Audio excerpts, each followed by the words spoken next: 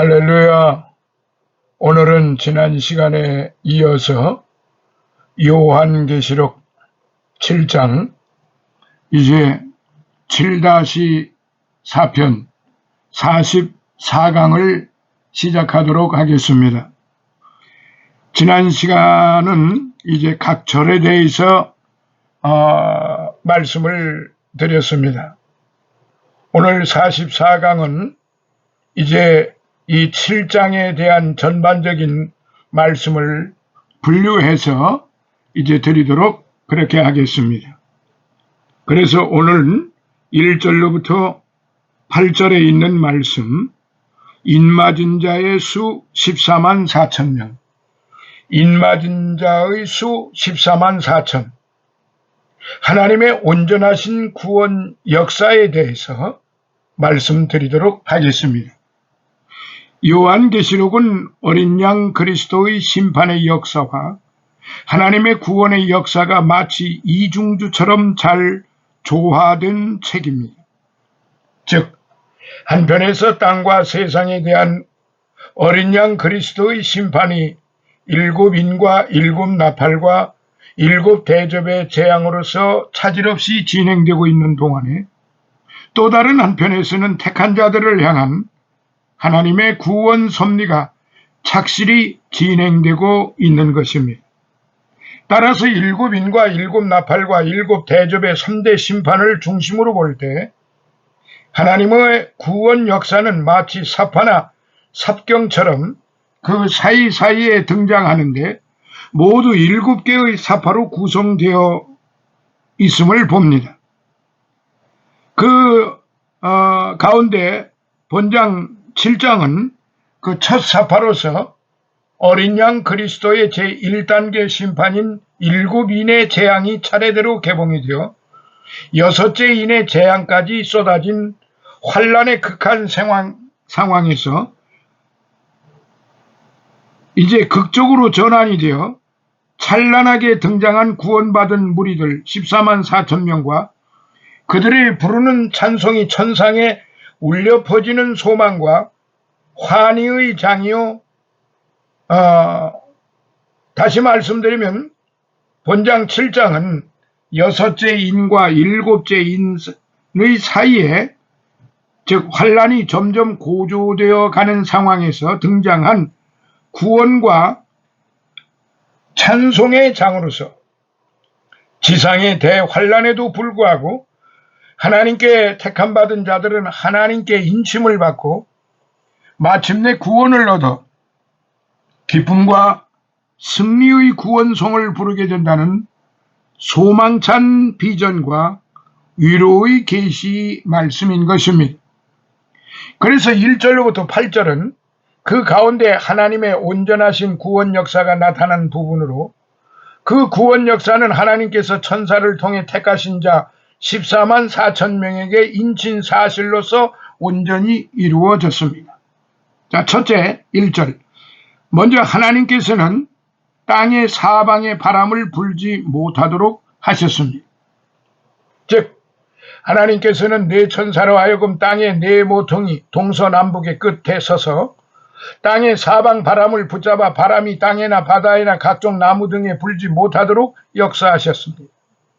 여기서 바람은 재앙 혹은 환란을 상징합니다. 그리고 땅과 바다와 각종 나무 등은 사람들이 살고 있는 이 세상을 가리키는 말입니다. 특별히 여기서 땅이나 바다와 더불어 나무들이 등장한 것은 대체로 바람의 피해를 가장 많이 받는 것이 나무들이기 때문에 결국 이는 생생한 상징적 표현이라 할 수 있습니다. 이처럼 하나님께서 이 땅 위에 재앙과 환란의 바람이 불지 못하도록 잠시 붙들어 두시면 택한 자들에 대한 보증 작업을 하기 위해서였습니다. 곧 택한 자들의 구원을 보증하고 인준하는 날인 작업을 하기 위해서였습니다. 3절. 이것은 마치 120년 전에 홍수 대심판을 결정하고서도 하나님께서는 노아 가족이 안전하게 피신할 방주가 완성되기까지 하늘의 창문을 굳게 닫으시고 홍수를 내리지 않으신 사실과 같습니다. 창세기 6장 3절, 7장 12절. 또한 소돔과 고모라 성의 심판 때에도 천사들이 롯의 가족을 안전한 곳으로 대피시키기까지 하나님께서 유황불 심판을 잠시 보류하신 사실과 같습니다. 택한 자들의 안전과 구원 문제이지 악인들에 대한 심판과 재앙이 아님을 알 수 있습니다. 역으로 생각해 볼 때 하나님께서 악인들을 멸망시키시고 심판하시는 이유는 결국 택한 성도들을 구원과 축복 가운데로 안전하게 인도하기 위함임을 알 수 있습니다. 이사야서 43장 3절로부터 4절. 자, 두 번째 2절로부터 3절입니다. 하나님께서는 택한 자들의 이마에 인을 치도록 했습니다. 택한 자들의 이마에 인을 치도록 하나님께 명령받은 천사는 다시 한번 땅의 사방 바람을 붙잡은 네 천사들에게 하나님의 뜻을 전달했습니다. 그것은 자신이 하나님의 종들 곧 택한 성도들의 이마에 인치는 작업을 완전히 필할 때까지 계속 땅의 사방 바람을 붙들고 있음으로써 땅 위에 환난과 재앙의 해를 쏟아붓지 말라는 것이었습니다. 3절. 이로써 하나님의 뜻은 악인들에 대한 멸망이나 심판보다 성도들에 대한 구원과 보호에 절대 있다는 사실을 분명히 알게 됩니다. 그리고 이 같은 하나님의 뜻을 받들어 택한 성도들의 이마에 날인 작업을 하기 위해 한 천사가 살아계신 하나님의 인을 가지고 해 돋는 데부터 올라왔습니다. 2절. 여기서 해 돋는 데는 빛이 비치는 곳으로서 곧 생명과 구원과 축복의 장소를 상징합니다. 그리고 스프라기스, 인이란 예로부터 오늘날까지 소유권이나 보증이나 권리 주장 등으로서 문서, 소유물, 노예 등에 찍는 도장을 가리킵니다.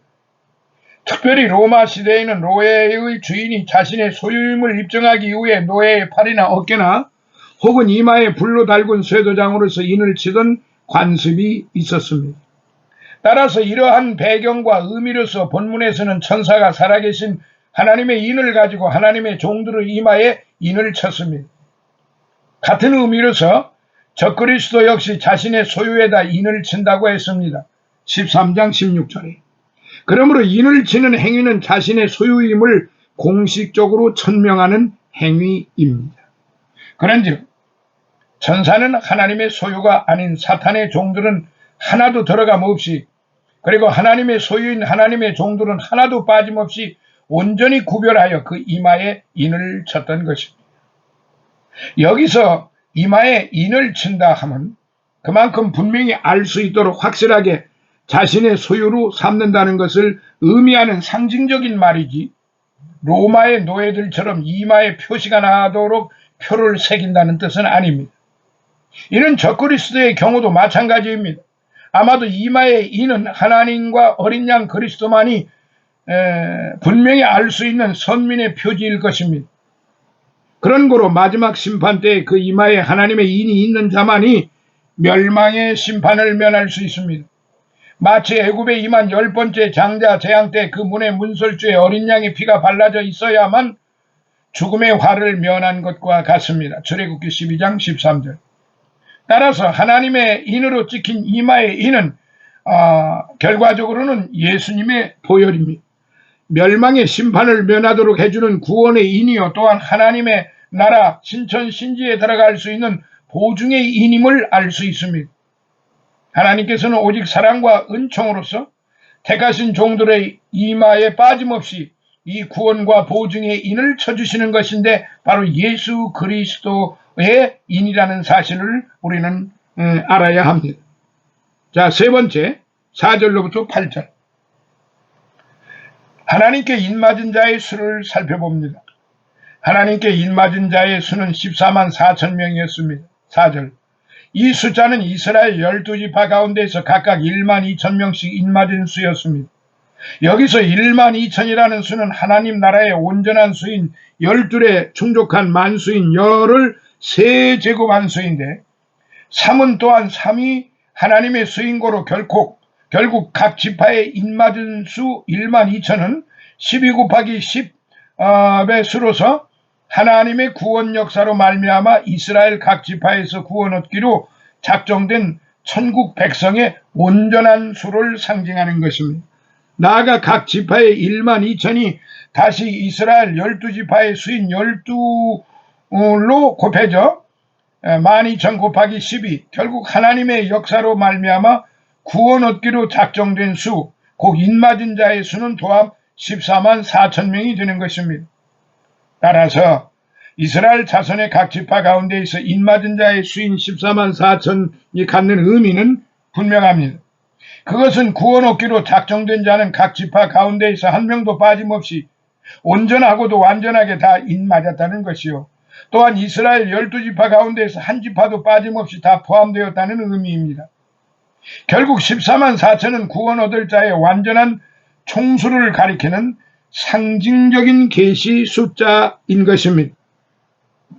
이와 같은 맥락에서 볼 때 여기 이스라엘 12지파는 단순히 문자적으로 유대민족을 가리키지는 않습니다. 믿음의 조상된 아브라함의 영적 후예들인 영적 이스라엘, 곧 참 이스라엘 교회를 가리키는 말입니다.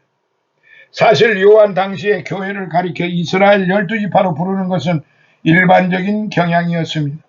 그리고 그것은 일찍이 예수님의 가르침이었고 사도들의 교훈이었습니다.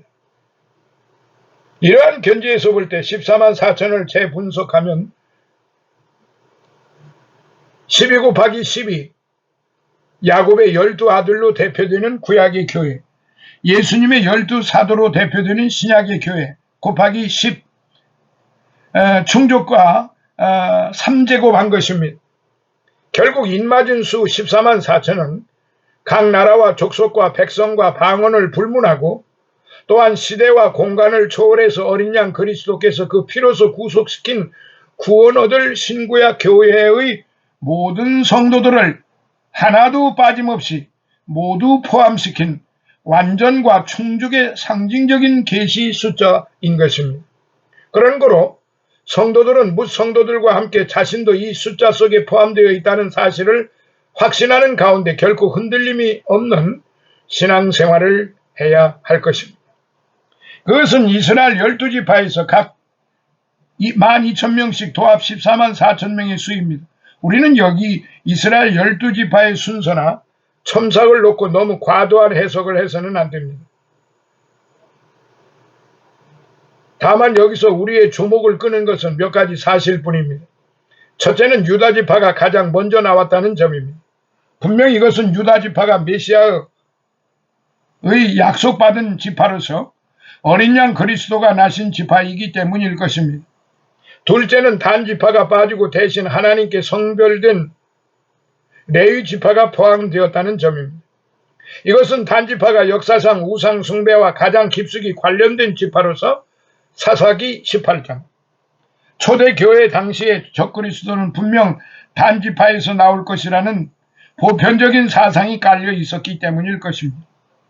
셋째는 야곱의 가족을 기근에서 구출한 공로로 두 지파의 몫을 받은 요셉 지파는 통상 요셉의 두 아들인 에브라임과 므낫세 지파로 인정되는데 여기서는 에브라임 대신 부친인 요셉의 이름으로 나타나고 있다는 점입니다.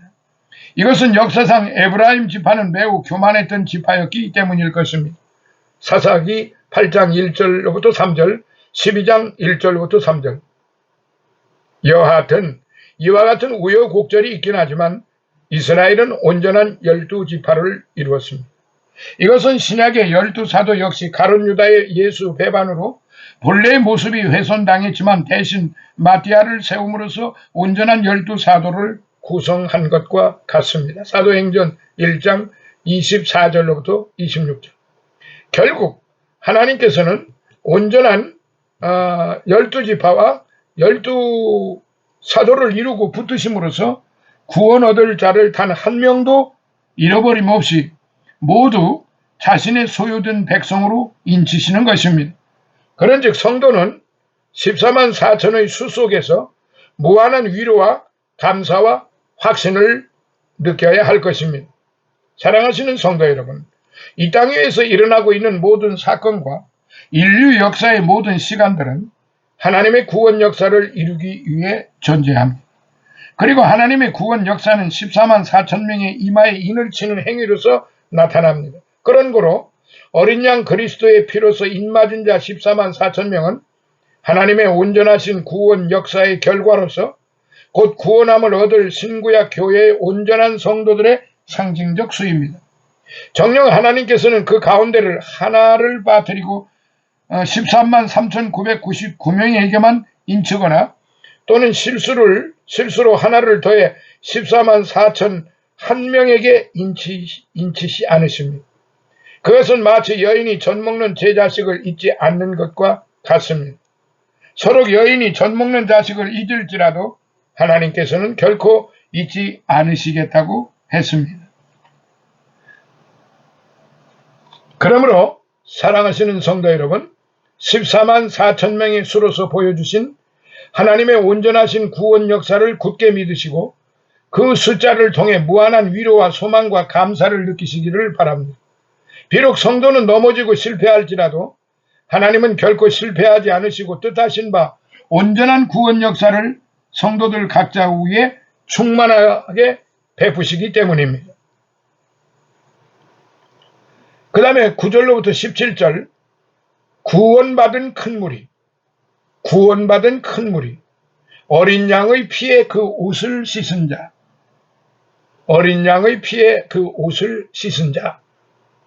계시록 7장은 6째 인의 재앙과 7째 인의 재앙 사이에 위치한 장으로서 어린 양 그리스도로 말미암아 인이 하나씩 개봉됨으로써 마지막 대환란의 때 이 세상에 대한 심판이 점차 가열되고 고조되어 가고 있는 상황에서 마치 가시떨기밭의 한 송이 꽃처럼 하나님의 사랑으로서 구원함을 얻은 자들의 기쁨과 영광에 대해 아름답게 묘사한 부분입니다. 7장 전반부 1절로부터 8절이 구원의 확실한 보증으로서 구원함을 받을 14만 4천 명에게 인을 친 사실에 초점을 맞춘 장면이라면 7장 후반부 9절로부터 17절은 어느덧 인침받은 14만 4천 명이 구원함을 받아 천상에 이르러 하나님과 어린 양 앞에 서서 구원의 기쁨을 노래하고 또 하나님과 어린 양과 더불어 지복의 상태를 누리는 한 폭의 그림 같은 장면을 연출하고 있는 부분입니다. 그러므로 그때 복음 증거로 인하여 반모섬에 유배되어 있던 요한은 물론이거니와 도미티아누스 황제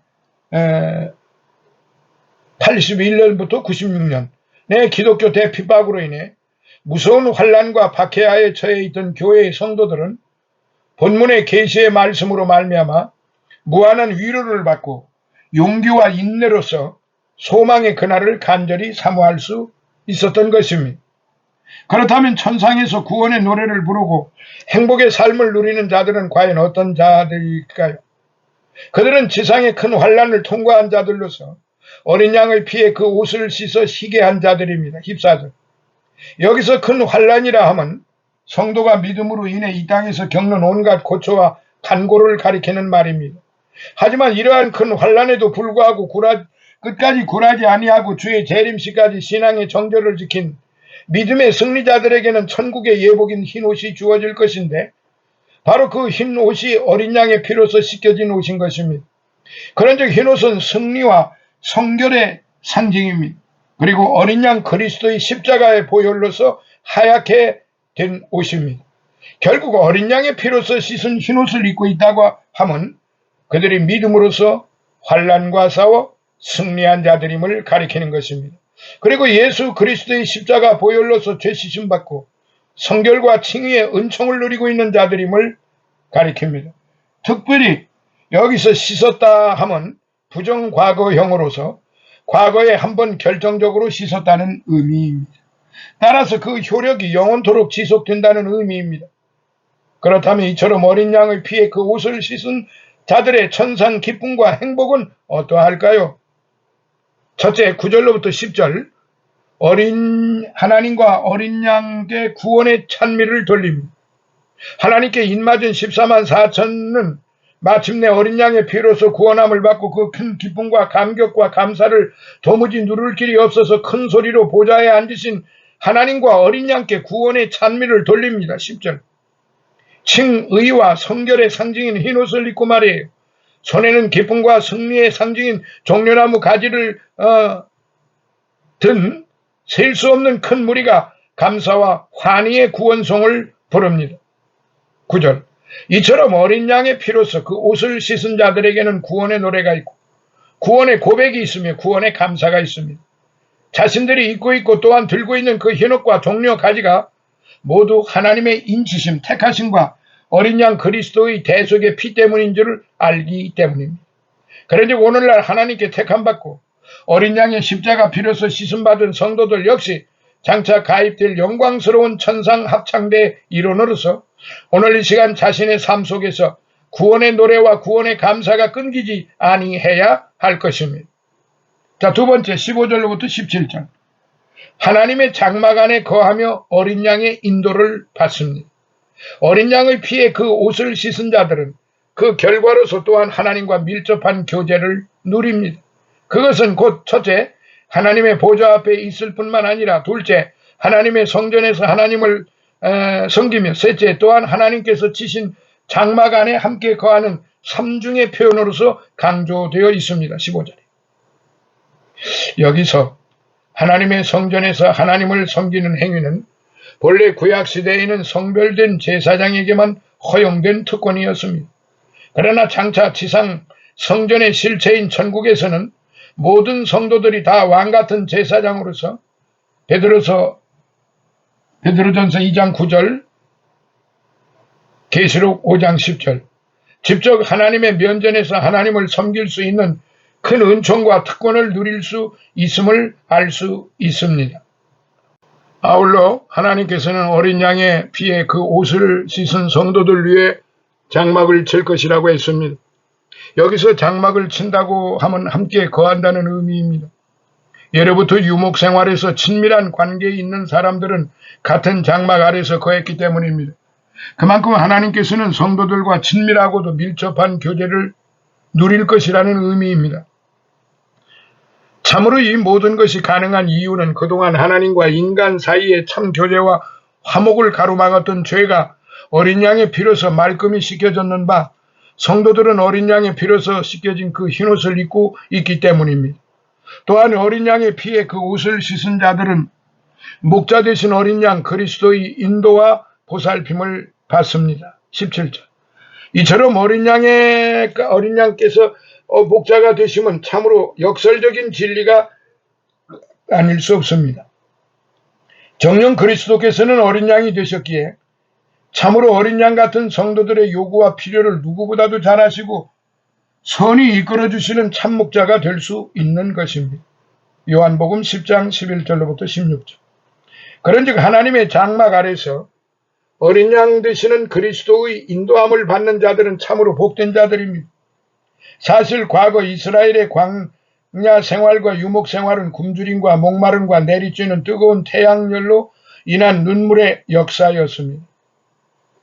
따라서 광야와 유목 체험을 거친 그들로서는 그 누구보다도 사막의 뜨거운 태양열과 광야의 세찬 모래바람을 막아줄 안전한 장막과 자신들을 오아시스로 인도해줄 선한 목자를 갈구했던 것입니다. 이러한 배경 하에서 하나님께서 치신 장막 안에 거하며 선한 목자 되신 어린 양 그리스도의 인도함을 받는 자들은 참으로 복되다 아니할 수 없습니다. 어린 양 그리스도께서 생명수 샘으로 인도하는 바로 그곳에는 굶주림이나 목마름이 전혀 없기 때문입니다. 또한 하나님의 은총과 긍휼의 장막이 쳐진 그곳에는 뜨거운 태양열로 인해 전혀 상함받지 아니할 것이기 때문입니다. 하나님께서 사랑의 손길로서 친히 모든 눈물을 씻어주실 것이기 때문입니다. 사랑하신 성도 여러분, 오늘날 우리 성도들이 사는 이 땅의 삶이 바로 척박한 광야 생활이요 정처 없는 유목민 생활이며 기약 없는 나그네의 삶입니다. 베드로전서 1장 17절. 구원의 노래 대신에 절망의 탄식 소리만이 도처에서 들리고 온갖 세상 풍파로 인해 눈에서 눈물이 마를 날이 없는 눈물의 삶 특별히 요한 당대의 기독교 신학으로 인해 온갖 핍박과 박해를 받고 있던 교회와 성도들에게 있어 정녕 이 땅은 사막처럼 뜨거운 핍박의 기운이 내려지는 곳이요 가도 가도 샘하나 없는 갈증의 장이었던 것입니다. 오늘날 역시 성도들의 신앙 삶은 눈물의 길이요 십자가의 길입니다. 마태복음 16장 24절, 사도행전 14장 22절. 그러므로 성도들은 신앙의 길이 힘들고 괴로울 때 본문을 읽으시고 그 속에서 무한한 소망과 위로를 받으시기 바랍니다. 어린 양의 피로서 씻음받은 성결의 흰옷을 입고 승리의 종려가지를 든 채 감격과 기쁨과 환희의 구원송을 높이 부를 하늘의 영광을 바라보아야만 합니다. 또한 하나님의 장막 안에 거하면서 어린 양 그리스도의 인도하심을 받아야 합니다. 영원토록 모든 고통과 눈물에서 벗어나 참사랑의 교제와 참 행복의 나라를 누릴 그때를 소망합시다. 정녕 어린 양의 피에 그 옷을 씻은 자만이 바라고 누릴 수 있는 그토록 영광스러운 광경이 바로 본문의 광경인 거로 우리 모두 어린 양의 피에 씻겨진 정결의 흰옷을 잘 간직하여 영광스러운 본문의 대열에 함께 참여합시다. 사랑하시는 성도 여러분, 그러므로 아담으로 인하여 쫓겨난 에덴 동산에서 예수님으로 인하여 다시 이제 회복이 되어서 오늘 현대 에덴 동산은 바로 예수 그리스도니까 현대 에덴 동산으로 다시 들어오게 되면은 이제 살기 좋은 동산이 됩니다. 두려움과 열림의 동산에서 벗어나게 되는 것입니다. 양심의 고통을 받지 않는 동산이 됩니다. 불안과 초조와 긴장이 없는 동산입니다. 사랑하시는 성도 여러분, 하와가 얘기처럼 이 선악과를 따먹으면은 우리 하나님은 정령 죽으리라 말씀하셨는데 하와는 죽을까 하노라 하나님의 말씀을 약화된 인간 중심의 그러한 앞잡이였습니다. 그러므로 우리는 또다시 하와처럼 하와를 본받을 것인가? 절대로 그럴 수가 없는 것입니다. 오늘날 우리 주변에서 들려오는 소리, 너희가 결코 죽지 아니하리라. 너희가 결코 죽지 아니하리라. 하나님처럼 눈이 밝아져서 이제 결코 죽지 아니하리라라고 사단의 괴계가 끊임없이 우리 귀에 우리의 생활 속에 이제 파고 들어오고 있다는 사실 잊지 마시기 바랍니다. 아담과 하와는 하나님의 말씀보다도 뱀의 말을 더 신뢰해야 했기 때문에 저주를 받을 수밖에 없었습니다. 뱀의 말을 들었던 것은 하나님처럼 된다는 엄청난 허욕 때문이었습니다. 그때의 아담과 하와의 허욕은 오늘 우리가 살고 있는 이때에도 수없이 많이 있음을 알아야 합니다. 통일교, 전도관, 동방교, 몰몬교, 여호와 증인 등 우리 주변에는 헤아릴 수 없이 많은 이단과 잘못된 말들을 퍼뜨리는 수많은 사람들이 우글우글대고 있습니다. 이들은 결국 어찌 되겠습니까? 현재는 나름대로의 왕노릇하고 왕대접 받고 있겠지만 아담과 하와가 에덴 동산에 밖으로 쫓겨났듯이 그들은 비참한 인생길을 비참한 그러한 것으로 그들의 인생은 마감이 될 것이고 영원히 고통받는 불못으로 떨어질 것입니다. 오늘도 우리의 사람들은 하와의 허욕을 닮아서 먹음직도 하고 경제적인 욕심, 보암직도 하고 사회적인 욕심, 지혜스럽게 할 만큼 탐스럽기도 하고 종교적인 욕심이 가득 차 있다는 사실을 오늘 저와 여러분들은 결코 잊어서는 안 됩니다. 사랑하시는 성도 여러분, 이제 우리는 바울 서신을 통하여 너무나도 많은 것을 배울 수 있고 깨달을 수 있고 감사 찬양을 할 수가 있습니다. 제가 말씀드리는 것을 잘 기억해서 꼭 읽어보세요. 로마서를 보실 때는 의인이 되는 것이요, 고린도 전후서를 보실 때는 성화가 되는 것이요, 갈라디아서를 볼 때는 자유가 되는 것이요, 빌립보서를 보시면 기쁨이 되는 것이요, 에베소서를 보시면 하나가 되는 것이요, 골로새서를 보시면 완전한 것이 되는 것이요, 데살로니가 전후서를 보시면 영광이 되는 것이요, 디모데 전후서를 보시면 은혜와 강건함이 되는 것입니다.